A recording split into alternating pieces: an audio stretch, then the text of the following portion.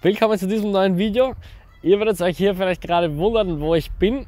Ich bin hier gerade in Rumänien und ihr werdet euch vielleicht auch wundern, was dieses Video oder dieser Videoname hier überhaupt mit den anderen Videos hier auf diesem Kanal zu tun hat.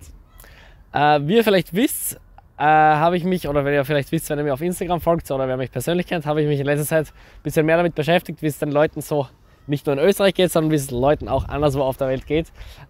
Und ich hatte, dank dem Sam, vielen Dank dafür und auch danke an alle Freunde, die mitgekommen sind. Ich hatte dank Ihnen hier jetzt die Gelegenheit, nach Rumänien, in dieses kleine Dorf hier, wo ich gerade bin, in Hiselet, mitzukommen und mir hier ein sehr cooles Projekt anzuschauen, von dem ich jetzt erzählen will. Der Grund, warum ich dieses Video hier mache, oder der Grund, warum ich eigentlich hier bin, ist auch der Grund, warum es diese Woche oder jetzt gerade kein neues Calisthenics-Video gibt. Wir haben zwar hier auch ein bisschen Calisthenics mit den Kindern und so gemacht, aber eigentlich geht es in dem Video jetzt nicht so um Calisthenics. Aber egal, ich werde trotzdem weiterreden und ich hoffe, ihr hört zu.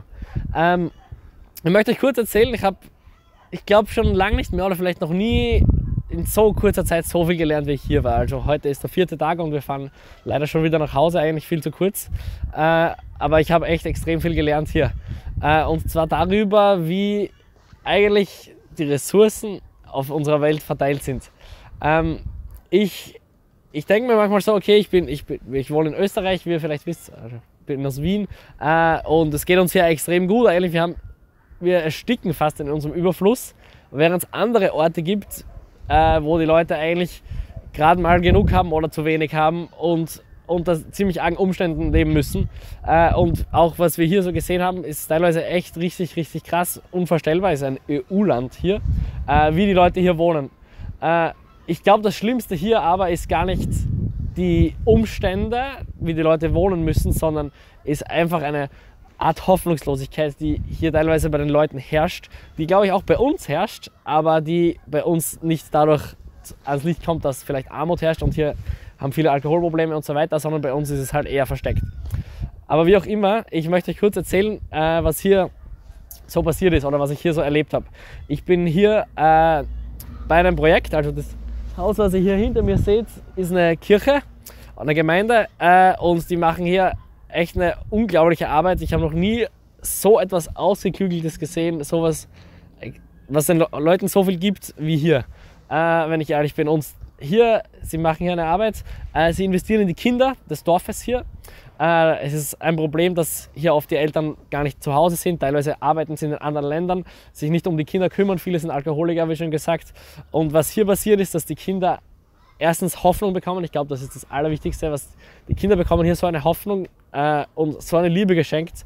Es ist unglaublich zu sehen mit den Kindern. Also wir waren auch mit den Kindern und es ist eigentlich unglaublich zu sehen, was hier für eine Hoffnung herrscht, trotz diesen Umständen. Und die Kinder bekommen aber auch hier die Möglichkeit für Bildung. Es ist hier ein großes Problem. Viele Analphabeten, viele Leute wissen ganz simple Dinge nicht, wo wir, wenn wir das sehen würden, sagen, was ist denn hier los? Warum macht ihr das nicht einfach anders? Die Leute wissen das hier teilweise gar nicht. Das ist extrem krass. Und die Kinder bekommen hier die Möglichkeit dafür. Ich könnte jetzt noch viel, viel mehr darüber erzählen, was die Leute hier für eine unglaubliche Arbeit leisten. Und ich habe mir hier gedacht, ich werde sie vielleicht ein bisschen mithelfen können und so weiter. Wir haben auch ab und zu was gemacht, aber das ist eigentlich nicht der Rede wert im Vergleich zu dem, was wir hier gelernt haben von den Leuten hier. Also wir sind hier extrem beschenkt worden und das ist einfach extrem krass. Deswegen wollte ich euch auch das hier erzählen. Und das Projekt hier, oder dieses ganze Projekt hier, wurde gestartet von einem Mann namens Brad, den ich auch kennenlernen durfte hier, schon vor vielen Jahren. Er ist hierher gekommen und hat gesehen, was hier los ist und hat gesagt, das kann nicht sein und hat sich dafür eingesetzt, hat hier Kirchengemeinden errichtet und hat einfach sich um die Leute gekümmert und ich mache das immer noch. Und genau hier, also jetzt in diesem Dorf Hiselet, ist Nico, der Boss hier, also nicht Boss, er nennt sich nicht Boss, aber er ist hier der Leiter des Zentrums hier und von ihm durfte ich auch extrem viel lernen. Und ich möchte euch eine konkrete Sache kurz vorstellen noch, die er hier startet. Und das ist eben das, warum das Ganze hier so ausgeklügelt ist, warum ich das so cool finde. Er hat initiiert, dass er eine Farm erschafft sozusagen, also er hat eine Farm angelegt, eine Farm gestartet hier im Dorf. Dadurch sorgt er erstens dafür, dass Arbeitsplätze geschaffen werden für Leute. Hier ist die Arbeitslosigkeit sehr hoch.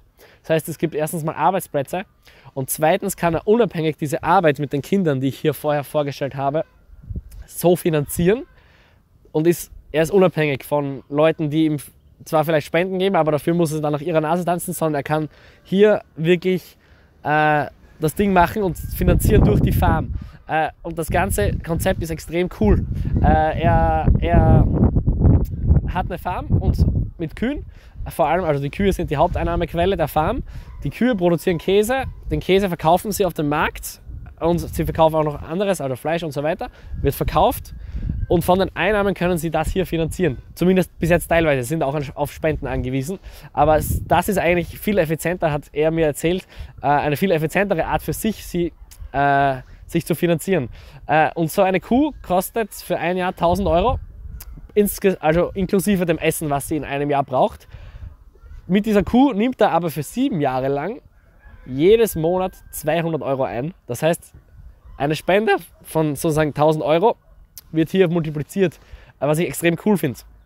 Und der Grund, warum ich das sage, ist, dass ich es cool finden würde, wenn wir es vielleicht schaffen würden, hier eine Kuh oder mindestens eine Kuh, vielleicht mehr, zu finanzieren. Wie ihr dazu spenden könnt, beziehungsweise wie ihr das Projekt unterstützen könnt, findet ihr in der Videobeschreibung oder Infobox. Ich werde das dort genau verlinken. Ich weiß auch jetzt gerade aktuell zum jetzigen Zeitpunkt, wo ich das hier aufnehme, noch gar nicht genau, über welche Plattform das am besten laufen wird, aber ich werde euch das hier verlinken. Schaut euch das an, falls ihr daran interessiert seid. Ich kann euch wirklich sagen, den Überfluss, den wir haben, benötigen wir erstens nicht. Deswegen ist es woanders besser aufgehoben, teilweise zumindest. Und zweitens erstickt er uns einfach selbst. Das lerne ich hier extrem und das ist auch das, was ich euch hier mitteilen will. Und ich denke mir auch oft so, ich mache selber Sport, ich kümmere mich viel es dreht sich viel um uns selbst einfach. Und es dreht sich teilweise viel um mich selbst. Und wie ich hierher gekommen bin, habe ich wirklich gelernt, dass es viel mehr gibt. Und ich habe hier so viel gelernt. Und manche würden sagen, ja, nimm dir doch lieber die Zeit und fahr in Urlaub irgendwo hin auf eine Insel oder was auch immer. Aber ich habe hier so auftanken können, weil ich einfach so viel gelernt habe darüber, wie eigentlich Menschen zusammenleben sollten, dass ich das einfach hier mit euch teilen wollte, diesen persönlichen Einblick hier. Ich wollte mich auch bedanken bei allen, die Kurse, Workshops, Personal Trainings und sowas besuchen bei mir. Durch das, was ich da einnehme, habe ich auch oder anderen finanzieren können oder teilweise finanzieren können, hierher zu kommen dass wir hierher kommen. Dafür möchte ich mich auch bedanken. Genau, und das war es eigentlich auch schon mit dem Video hier. Ihr seht hier jetzt noch so ein paar Eindrücke, die ich euch reinspielen werde von dem, was hier so passiert ist. Und ja, vielen Dank fürs Zuschauen. Ich möchte mich wirklich nochmal herzlich bedanken bei jedem Einzelnen hier. Ich kann jetzt nicht jeden namentlich nennen, von dem ich hier lernen habe dürfen. Und ich bedanke mich fürs Zuschauen und vielleicht seid ihr interessiert daran, das Ganze hier auch zu unterstützen. Wenn ja, schaut wie gesagt in der Infobox vorbei, in der Beschreibung oder in der Infobox vorbei. Dankeschön.